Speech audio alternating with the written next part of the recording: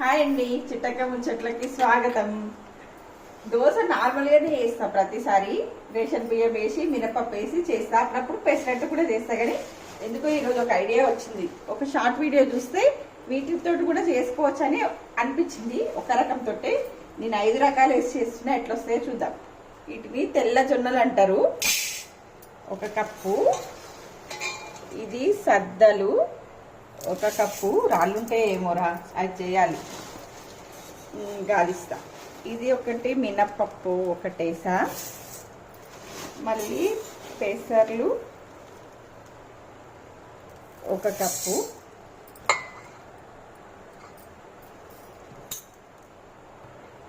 బియ్యం 1 కప్పు వేస్తున్నా.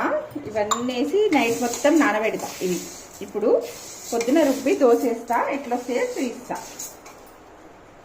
బాగా వస్తే మీరు ట్రై చేసుకోండి.